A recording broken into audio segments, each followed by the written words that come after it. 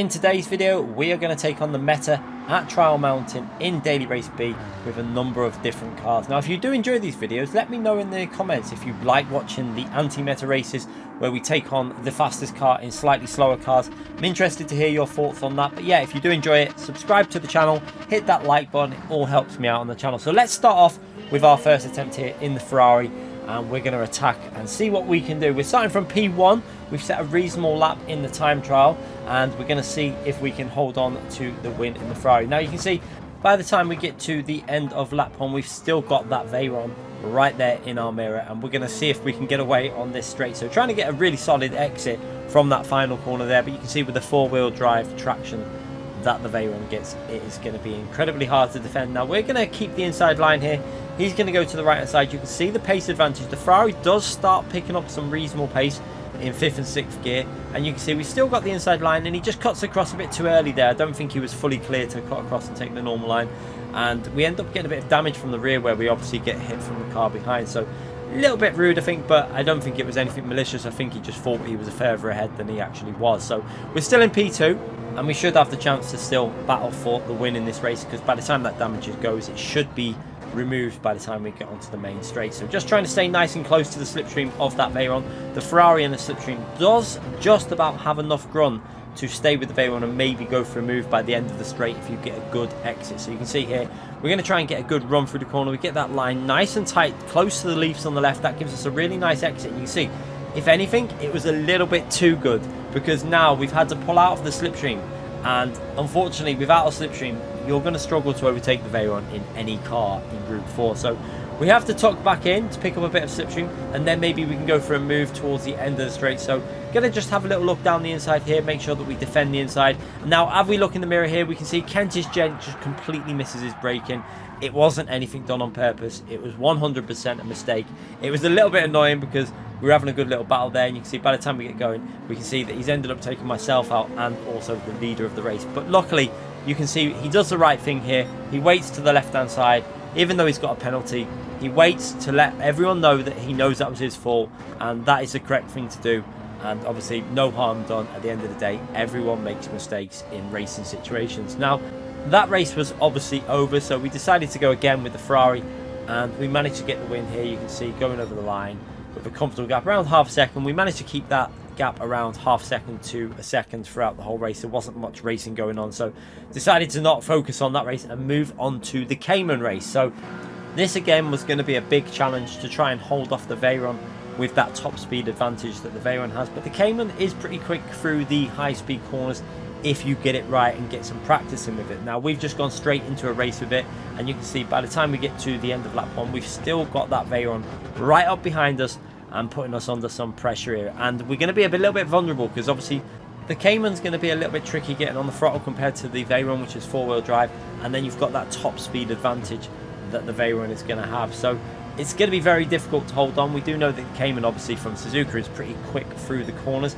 Now we go defensive here, and you can see we just cannot block him there, because the speed and the gaining of the Veyron versus the Cayman was so big. We decided to back out, try and go back up the inside here, and we actually pulled off a really nice overtake here. Back up the inside, managed to get the car ahead, and that was actually a really nice move. So we're going to watch that again as we see they're starting to battle again in the mirror. But let's have a little watch of that again from the chase camera. You can see that the gain in speed on the straight of the Veyron was just so insane. So as we play it here, you can see he's gaining. We have to back out of going for that inside defensive line, but then we go really wide and then tuck underneath and actually pull off a really nice overtake back up the inside here. Really good racing with the Veyron there. He gave us enough space, we gave him enough space, and we managed to get ourselves back into the lead of the race. So carrying on the race here now, you can see the cars behind are starting to battle a little bit. Now that's going to give us a little bit of a gap, and you can see by the time we get to the end of the straight, we've managed to hold on to the lead now because they were fighting. So again, more fighting they do, the better for me in the Cayman, because it gives us a little bit of breathing space to focus on our braking and lines through the corners to make sure we're hitting them apexes and getting on that throttle nice and early without taking defensive lines. So at this point here, it's looking okay. You can see through this section, the Cayman looks pretty competent. It looks pretty good. But again, as we come to that main straight, we can see that Veyron with that traction through the chicane and then that top speed advantage, he's on the outside and he's going to try and go all the way around the outside. Now from here, we've actually still got the car up the inside, and we had the corner there, so he's backed out of that, and we've managed to take the position still in P1. So trying to hold on here, it's going to be very, very tricky. And you can see we've got a little bit of a gap there. The Cayman pretty strong in that section of track when you get it right. So with a bit of practice, I do think the Cayman possibly had pretty good pace here, but it wasn't as easy to drive as some of the other cars that I tried when doing this challenge of trying to win Daily Race B without using the meta. So yeah, it is very, very tricky to try and jump straight into these cars and get the most out of them, but I do really enjoy these. And like I say, I think they're enjoyable to watch because it creates some really interesting racing, because it's not like the type of racing you get when everyone's in the meta. You've got different strengths and weaknesses of cars, and I, for one, absolutely love doing these races when we're live on stream. So again, you can see by the time we get to the end of the straight, that straight line advantage that the Veyron's got there, incredible. And we tried to hold the inside line there, and we did give him a little tap. Now you can see I lift off the throttle here because I didn't really want to hold that position because I didn't feel right. A little bit of contact there, wanted to do this the correct way, and you can see there we give him that position back, and now we're going to try and attack him again. So let's see if we can find another way past. Now we've got to be a bit cautious here because we've got P3 right up behind us. Cayman pretty strong in this corner here, out the exit in third gear, but again, are we going to be able to go for a move into the braking zone? Probably not. You can see that acceleration of the Veyron just getting away from us, and then we're into the chicane where the Veyron's going to be strong with the traction. Cayman's got really good rotation there, but have to be a little bit careful when you get on the throttle, and we're going to pick up that slipstream all the way down this straight. But you can see even with the slipstream, the Veyron pulls away. Now as we come through here, you can see we turn in nice and early there, get right up over the curb, and P1 makes a little bit of a mistake. Now he's going to be slightly compromised here because we've got such better speed. We're going to go to the left hand side and go for a nice move up the inside. We brake a little bit later down to second gear for the rotation, and we go side by side with the Veyron through the corner, and we actually make that move back up into P1. There was a tiny bit of contact, but I think it was fair because we were pretty much a whole car length ahead when there was a tiny bit of contact, and we still left space on the outside. So that situation, I think we're good to keep that position in that racing situation, and I think that P2 had no problem with it as well. I think it was totally accepted that we won that fair. So now we're going to get onto the straight, and we're going to be in the same situation again where that Veyron's going to come right back at us on this final lap, and you can see he's going to go down the right hand side, and look at the pace advantage with P3 as well with that slipstream. Now again, we're going to have to try and brake as late as we can and rotate it with second gear here, and we managed to do that and get back into third gear and just about managed to hold on to the position. He's going to go to the left there to try and widen the line in to give himself a better entry into this tricky section here, but you can see with the Cayman we've managed to just about hold on here for the win. And at the moment we've got 3-4 attempts here into this next left hand corner. We need to try and make sure that gap is over 2 attempts before the braking zone in case he goes for that dive into the chicane. This chicane does really open itself up for a late move, a dive bomb into this corner, so you just have to be a little bit careful there. So again, we've got that gap, and now we're going to try and rotate it. Now as we come through this final corner, getting really aggressive with second gear, you can see that Cayman with the traction issues nearly loses control, but we just about managed to hang on,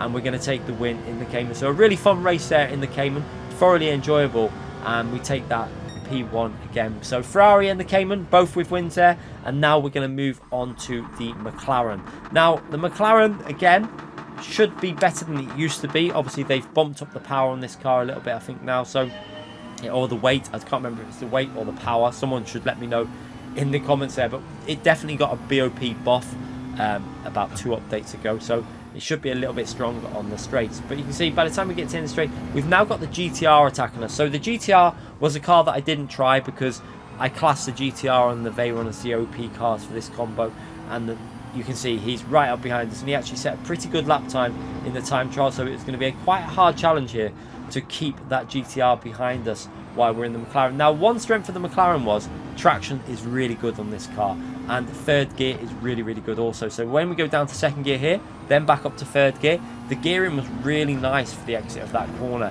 and obviously with the short shifting you do with the McLaren, we're able to pick up the momentum. And obviously McLaren in 5th, 6th and 7th gear is quite a strong car, so it's quite hard to overtake. So as we come into the chicane, onto that power, using the traction you get from the McLaren, third gear on the exit there, and now that GTR is in our slipstream, and he's going to be going to try and get a move done into turn 1. But we're going to keep the car to the left hand side, and we're going to rely on the straight line speed that the McLaren has. Now the GTR is obviously quite quick on the straights as well, but the McLaren, you can see they're able to fend it off, and that is the advantage of picking a car that's got a little bit of straight line speed. You can still slightly defend with it. Now if that was the Veyron behind us, it might have been a different situation. It might have been a bit difficult, more difficult to defend there, but we've managed to hold on here to the lead for a couple more corners at least. Now you can see by the time we get to the end of the straight here, you can see we've got the cars in our slipstream. He's going to go for a move. He's going to go down the right hand side and try and go the long way round, but you can see as we get into 7th gear, the McLaren does pick up a little bit,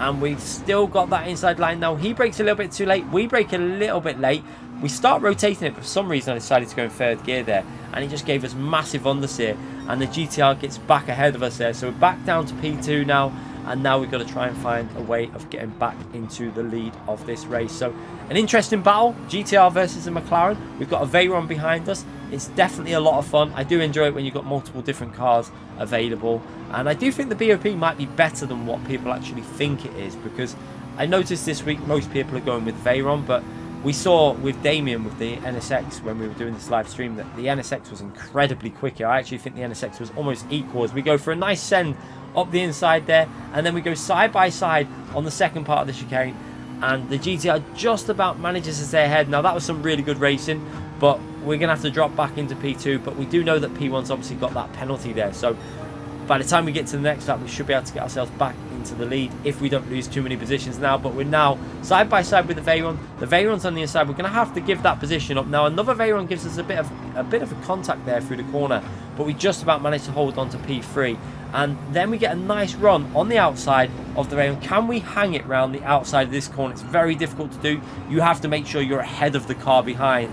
You can't go round the outside if they're ahead of you on the inside. And luckily we did manage to make that work, and then up the inside for the right hand corner and back into P2. So some brilliant racing here while we're using the McLaren, fighting that Veyron, but P1 has managed to get away a little bit there. So we do need to make sure that we push through this corner. You can see behind us a little bit of chaos there, which has opened up the gap for ourselves to P3, so we don't have to look in the mirror down this straight. Now the car in front decided to do a lot of snaking down that straight, and then by the time he gets to the penalty zone, we're back past him anyway and back into the lead. But we do have that Veyron behind us now, so we're going to have to be a little bit cautious as we come into this first sector. But the McLaren is quite nice on the curb, so if you do hook up these corners, you get it over the curb right, it's quite smooth. You can see how smooth it is over the bumps. It's a very smooth car when it comes to the curbs, and yeah, into the tunnel we've got a reasonable gap there, and luckily for us, the Veyron goes for another send on the other Veyron. The white Veyron there sends it on the other Veyron,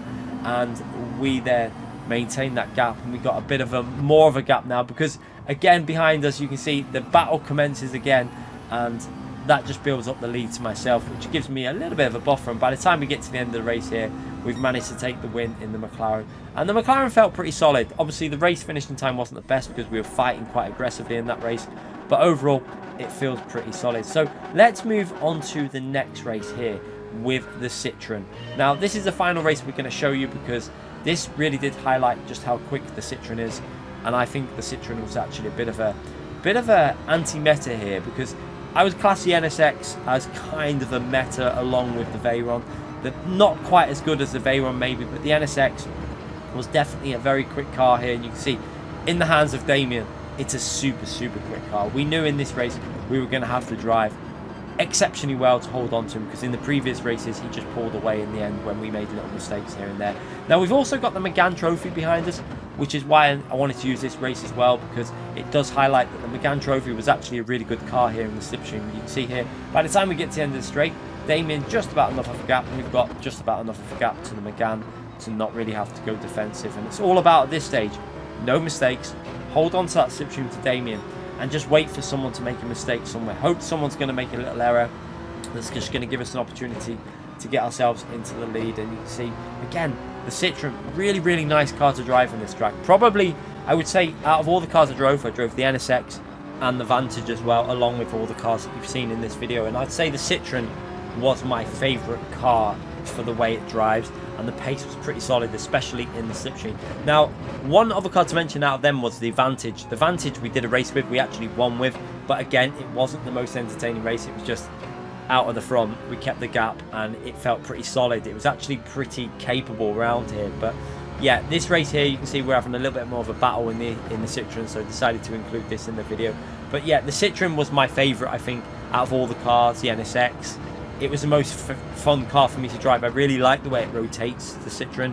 It just lacks a little bit of straight line speed. I think if they just gave this car a tiny amount of extra horsepower, I think this car would be a much more viable car within Group 4 again. At the moment, it's really nice to drive. It's definitely got potential, but it just lacks a little bit of pace compared to that NSX, which again, the NSX, you can carry the speed through the corners, but it's just got a little bit more top-end speed. And I think the NSX might have a little bit more traction coming out the slower corners. But again, you can see just about hanging into his slipstream. The Megane behind us doing a great job also. Big shout out to that Megane. Again, another car. I didn't actually get round to trying for this combo, but looking at the leaderboard, the Megane is pretty much up there. I think it's in the top 10 or top 15 on the actual time trial leaderboard. So pretty quick car around this combo also, as well as the Lamborghini, which I think is actually either in the top 3 overall as well. So Lambo again, worth a shout for this combo as well. But now we're going to come to lap 3 out of 4, and as we come through to this fast section here, this was a section you had to be really careful with getting penalties. And as we come through there, you can see Damien took a little bit too much over them corners, and then again over the second part. And unfortunately for Damien, he picks up a 1.5 second penalty, and that for me is great news, because 1.5 seconds on the final lap is a lot of loss of time, and he ain't going to come back from that. So for me, it was pretty good. And you can see here, he takes a penalty, massive amount of lost time there. You can see how much he has to brake, and it's really frustrating when you get them penalties because your race is over.